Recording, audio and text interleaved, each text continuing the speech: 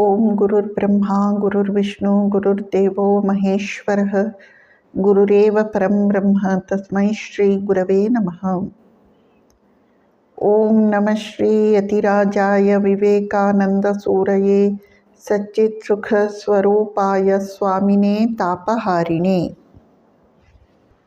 ಪ್ರೀತಿಯ ಬಂಧುಗಳೇ, ಸ್ವಾಮಿ ವಿವೇಕಾನಂದರ ಭಕ್ತಿಯೋಗ. ಇಂದು ನಾವು ಅವತಾರ ಗುರು ಅಥವಾ ಗುರುವಾಗಿ ಅವತಾರ ಎಂಬ ವಿಷಯವಾಗಿ ಸ್ವಾಮೀಜಿಯವರು ಏನನ್ನು ಹೇಳಿದ್ದಾರೆ ಎಂಬುದನ್ನು ಸ್ವಲ್ಪ ನೋಡೋಣ.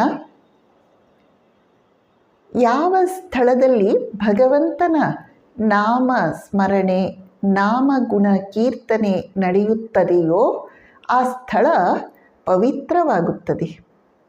ಇನ್ನು ಯಾವ ವ್ಯಕ್ತಿ ಅವನ ನಾಮವನ್ನು ಅನವರತ ಅನುರಣಿಸುತ್ತಾನೆಯೋ, ಯಾರ ಶ್ರೀಮುಖದಿಂದ ಆ ಅಮರ ವಾಣಿಗಳು, ಮರಣಹರಣ ಅಮೃತ ವಾಣಿಗಳು ಹೊರಹೊಮ್ಮುತ್ತವೆಯೋ, ಯಾರು ಸಾಕ್ಷಾತ್ ಭಗವಂತನನ್ನೇ ತನ್ನ ಹೃದಯದಲ್ಲಿ ಧರಿಸಿಕೊಂಡಿದ್ದಾನೆಯೋ ಆ ವ್ಯಕ್ತಿ ಇನ್ನೆಷ್ಟು ಪವಿತ್ರನಾಗಿರಬೇಡ.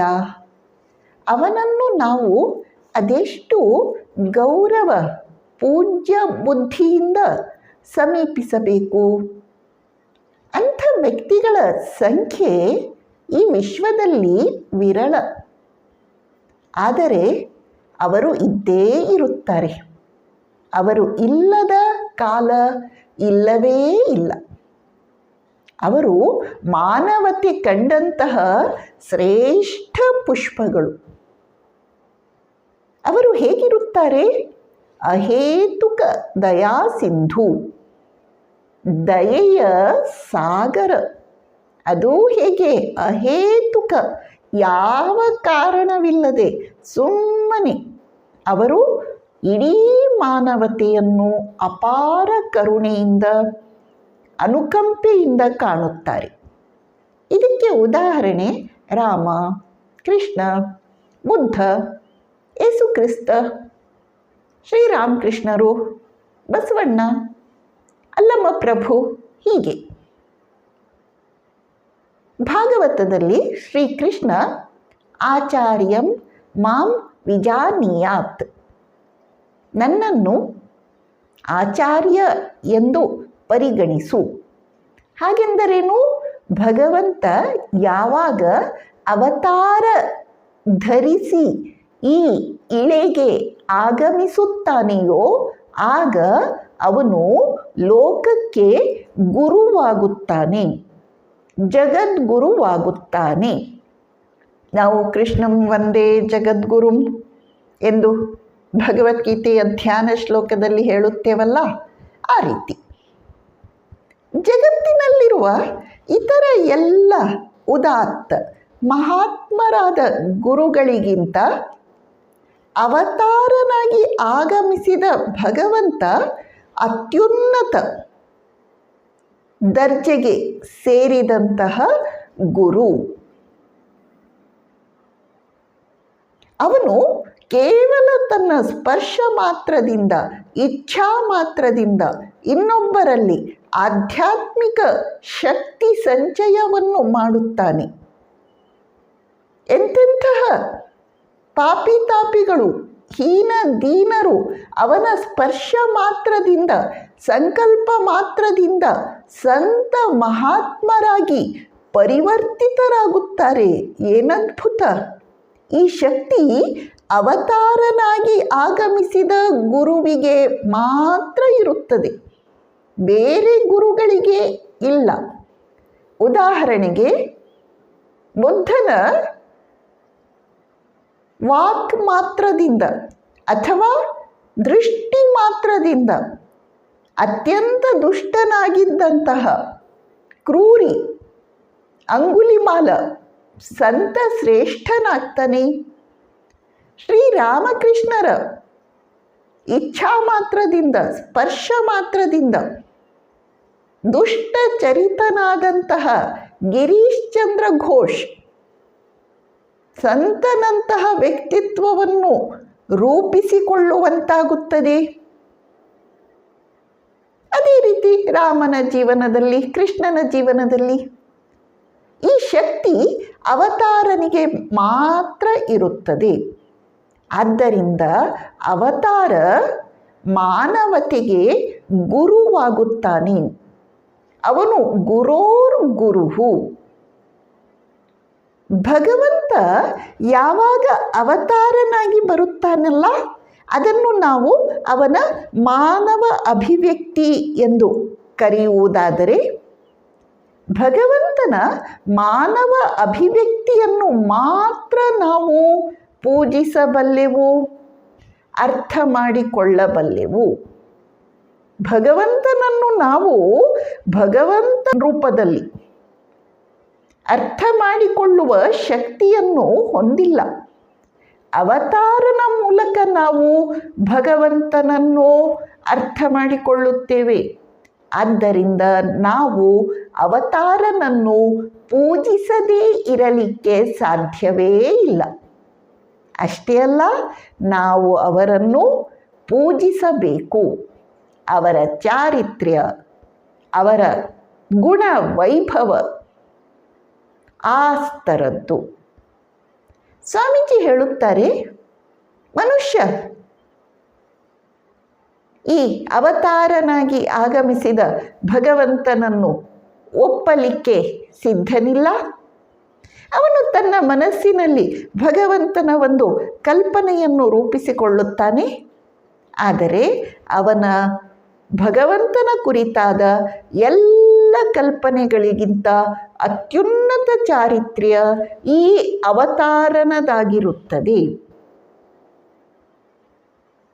ಇವನ ಕಲ್ಪನೆಯಲ್ಲಿ ಇವನು ತಾನು ಏನನ್ನು ಕಂಡಿಲ್ಲವೋ ಅದನ್ನು ಚಿತ್ರಿಸಿಕೊಳ್ಳಲಿಕ್ಕೆ ಆಗುವುದಿಲ್ಲ.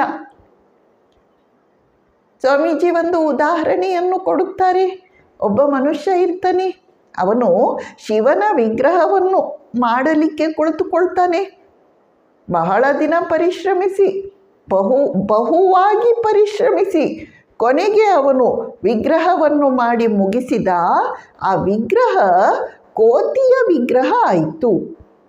ಅವನು ಹೊರಟಿದ್ದು ಶಿವನ ವಿಗ್ರಹವನ್ನು ತಯಾರಿಸಲು, ಆದರೆ ಅವನು ಮಾಡಿ ಮುಗಿಸಿದ್ದು ಒಂದು ವಾನರನ ವಿಗ್ರಹ. ಹಾಗೆಂದರೇನು? ನಮ್ಮ ಕಲ್ಪನೆಯ ಭಗವಂತನಿಗಿಂತ ಈ ಅವತಾರ, ಗುರುವಾಗಿ ಆಗಮಿಸಿದ ಅವತಾರ ಸರ್ವಶ್ರೇಷ್ಠನಾಗಿರ್ತಾನೆ. ಪರಿಪೂರ್ಣನಾದ ಭಗವಂತನನ್ನು ಮನುಷ್ಯ ಕಲ್ಪನೆ ಮಾಡಲಿಕ್ಕೆ ಹೋಗುತ್ತಾನೆ. ಆದರೆ ಇವನ ಕಲ್ಪನೆ ವಿಫಲ ಆಗುತ್ತೆ. ಏಕೆಂದರೆ ಇವನು ಮಾನವ ಮಿತಿಯ ಒಳಗಡೆ ಇದ್ದಾನೆ.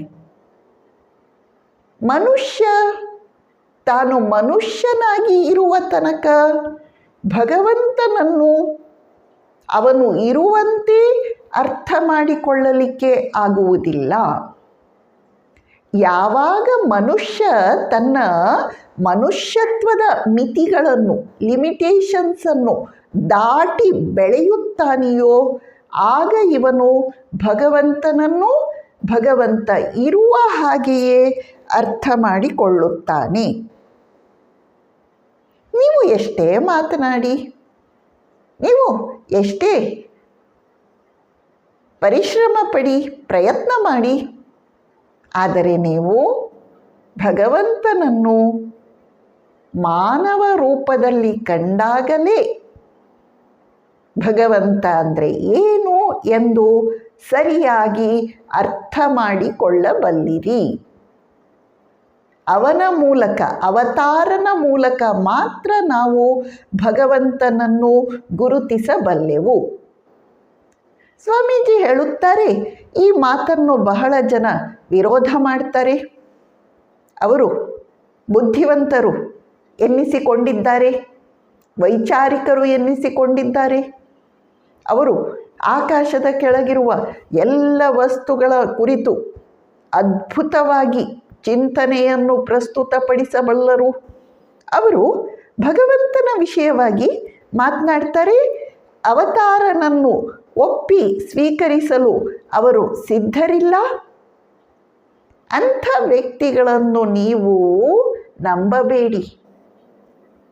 ಯಾರು ಈ ರೀತಿ ಅವತಾರನನ್ನು ಒಪ್ಪಲು ಸಿದ್ಧರಿಲ್ಲವೋ ಅಂಥ ಬುದ್ಧಿವಂತರನ್ನು ಹಿಡಿದು ನೀವು ಸ್ವಲ್ಪ ಅವರನ್ನು ಕೇಳಿ. ಏನೆಂದು ಕೇಳಬೇಕು?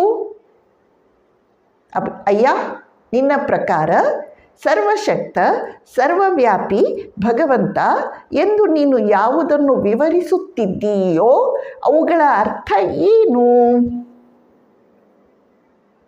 ಆಗ ಅವನು ಆ ಶಬ್ದಗಳ ಹೊರತಾಗಿ, ಅಂದರೆ ಸರ್ವಶಕ್ತ ಸರ್ವವ್ಯಾಪಿ ಎಂಬ ಶಬ್ದಗಳ ಹೊರತಾಗಿ ಇನ್ನು ಯಾವ ಅರ್ಥವನ್ನು ಹೇಳಲಿಕ್ಕೂ ಸಮರ್ಥನಾಗಲಾರ. ಇಂಥ ದೊಡ್ಡ ದೊಡ್ಡ ಶಬ್ದಗಳ ಹೊರತಾಗಿ ಅವನ ಮನಸ್ಸಿನಲ್ಲಿ ಆ ಶಬ್ದಗಳ ಅರ್ಥ ಕಲ್ಪನೆ ಇರುವುದಿಲ್ಲ. ಅವನು, ಸ್ವಾಮೀಜಿ ಎಷ್ಟು ಚೆನ್ನಾಗಿ ಹೇಳ್ತಾರೆ, ಅವನು ರಸ್ತೆಯಲ್ಲಿರುವ ಒಬ್ಬ ಮೂರ್ಖ, ಯಾರು ಇದುವರೆಗೆ ಒಂದೇ ಒಂದು ಅಧ್ಯಾತ್ಮ ಗ್ರಂಥವನ್ನು ಅಧ್ಯಯನ ಮಾಡಿಲ್ಲವೋ ಅವನಿಗಿಂತ ಯಾವ ರೀತಿಯಲ್ಲೂ ಹೆಚ್ಚು ಅಲ್ಲ. ಆ ಮೂರ್ಖ ಜಗತ್ತಿಗೆ ಯಾವ ತೊಂದರೆಯನ್ನು ಉಂಟು ಮಾಡುತ್ತಿಲ್ಲ. ಆದರೆ ಈ ವೈಚಾರಿಕ ಬುದ್ಧಿವಂತ ತನ್ನ ಡಿಸ್ಟಾರ್ಟೆಡ್ ಥಾಟ್ಸ್ಗಳಿಂದ, ತನ್ನ ಅಪ್ರಬುದ್ಧ ಚಿಂತನೆಗಳಿಂದ ಜಗತ್ತಿನ ಶಬ್ದ ಮಾಲಿನ್ಯಕ್ಕೆ ಕೊಡುಗೆಯನ್ನು ಕೊಡುತ್ತಿದ್ದಾನೆ. ಸ್ವಾಮೀಜಿ ಅವರಿಗೆ ಇದು ಒಪ್ಪಿಗೆ ಇಲ್ಲ. ಏಕೆಂದರೆ ಸ್ವಾಮೀಜಿ ಹೇಳುತ್ತಾರೆ, ಧರ್ಮ ಎಂದರೆ ಅದು ಬೌದ್ಧಿಕ ಪಾಂಡಿತ್ಯ ಅಥವಾ ಬುದ್ಧಿಯ ಕಸರತ್ತು ಅಲ್ಲ. ಧರ್ಮ ಎಂದರೆ ಅದು ಸಾಕ್ಷಾತ್ಕಾರ. ಸ್ವಾಮೀಜಿ ಹೇಳುತ್ತಾರೆ, ನಾವು ಮಾತುಗಳಿಗೂ ಸಾಕ್ಷಾತ್ಕಾರಕ್ಕೂ ವ್ಯತ್ಯಾಸವನ್ನು ಮಾಡಬೇಕು. ಏನದು ವ್ಯತ್ಯಾಸ? ಸಾಕ್ಷಾತ್ಕಾರ ಎಂದು ಹೇಳಿದಾಗ ನಮ್ಮ ಹೃದಯದ ಅಂತರಾಳದಲ್ಲಿ ನಮಗೆ ಉದಿಸುವ ಅರಿವು, ಅರಿವಿನ ಕಿರಣ. ಆದ್ದರಿಂದ ಧರ್ಮ ಎಂದರೆ ಸಾಕ್ಷಾತ್ಕಾರ. ಅದು ಮಾತುಗಳಲ್ಲ, ಅನುಭವ.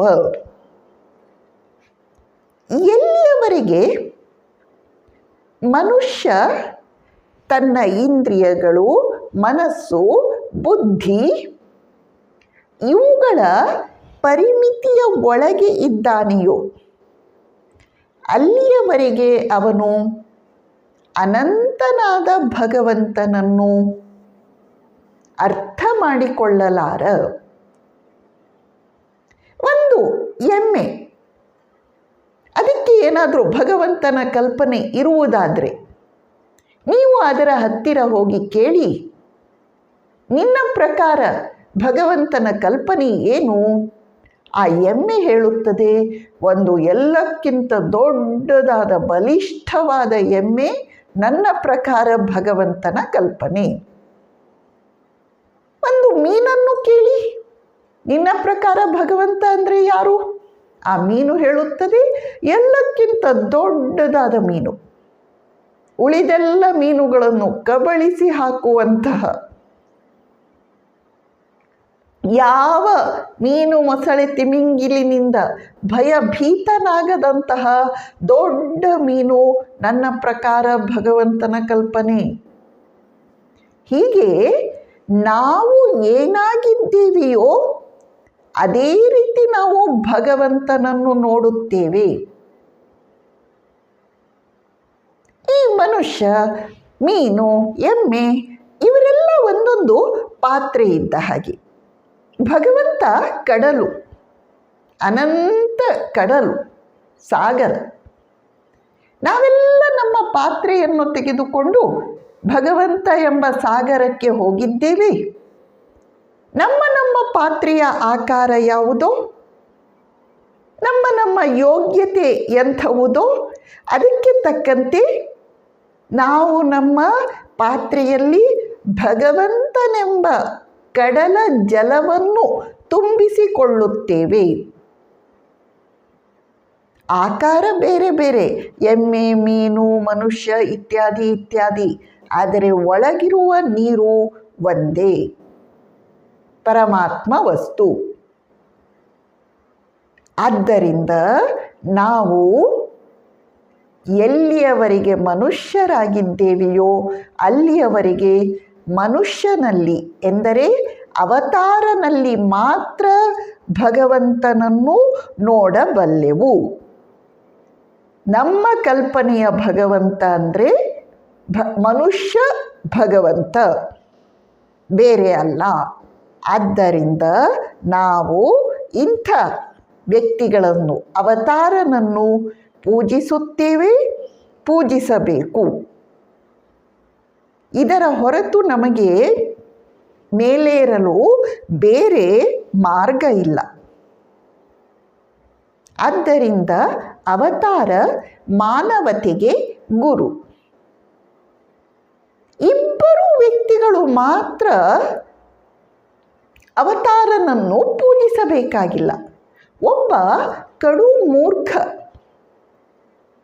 ಅವನು ಕಲ್ಲಿನಂತೆ ಇರ್ತಾನೆ, ಅವನು ಮರದಂತೆ ಇರ್ತಾನೆ, ಅವನಿಗೆ ಯಾವ ಭಗವಂತನ ಅವಶ್ಯಕತೆ ಇಲ್ಲ.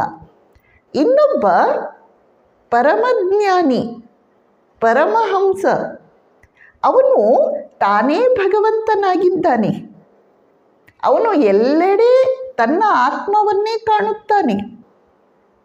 ಅವನು ಬ್ರಹ್ಮವಸ್ತುವಿನಲ್ಲಿ ನೆಲೆಸಿದ್ದಾನೆ. ಅವನಿಗೆ ಭಗವಂತ ಬೇಕಿಲ್ಲ. ಇತರ ಎಲ್ಲ ಕಡೆ ನಾವು ನೋಡುವಂತೆ ಇಲ್ಲಿಯೂ ಕೂಡ ಎರಡು ಅತಿಗಳು, ಎರಡು ಎಕ್ಸ್ಟ್ರೀಮ್ಸ್ ಒಂದೇ ರೀತಿ ಕಾಣುತ್ತವೆ.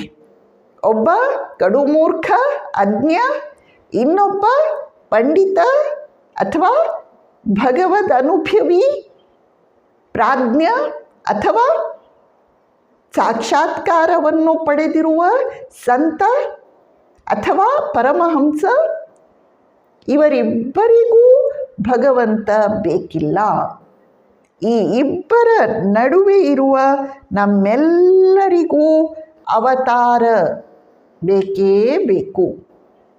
ಈ ಇಬ್ಬರ ನಡುವೆ ಇರುವ ವ್ಯಕ್ತಿಗಳಲ್ಲಿ ಯಾರಾದರೂ ನಾನು ಅವತಾರನನ್ನು ಭಗವಂತ ಎಂದು ಒಪ್ಪುವುದಿಲ್ಲ, ಜಗದ್ಗುರುವೆಂದು ಒಪ್ಪುವುದಿಲ್ಲ ಎಂದು ಹೇಳಿದರೆ ಜೋಕೆ.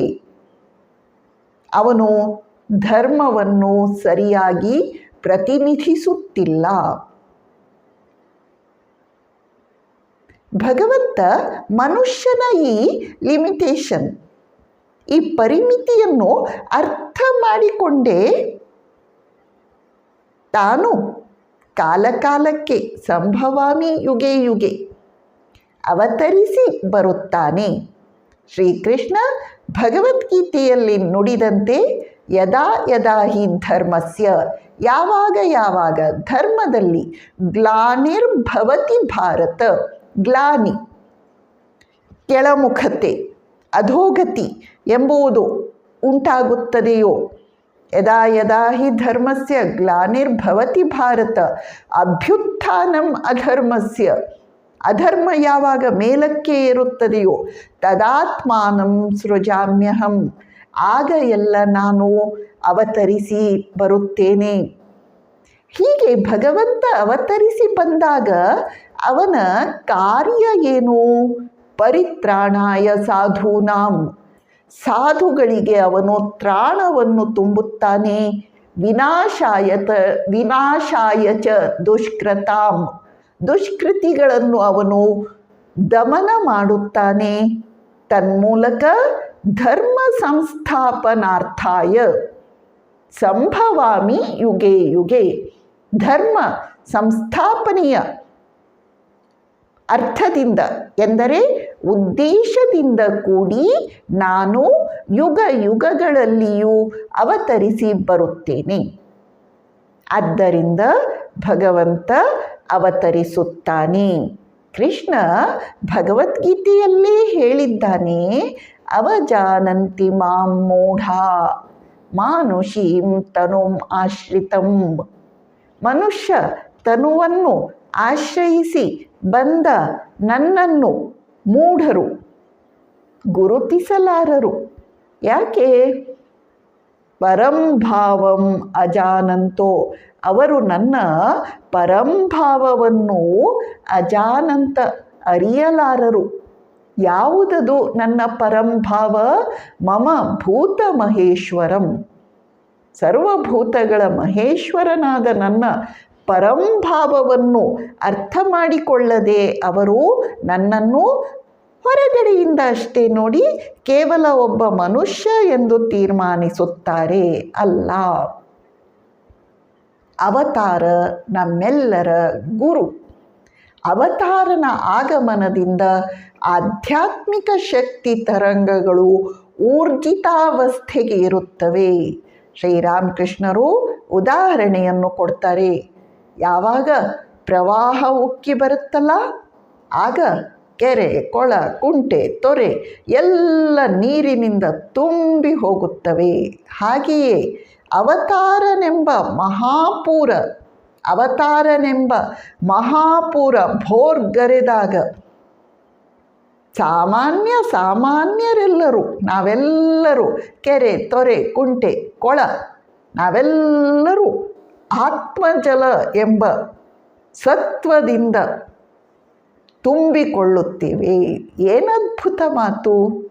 ಆದ್ದರಿಂದ ನಾವು ಅವತಾರನನ್ನು ಗುರು ಎಂದು ಸ್ವೀಕರಿಸಬೇಕು. ನಮಸ್ಕಾರ.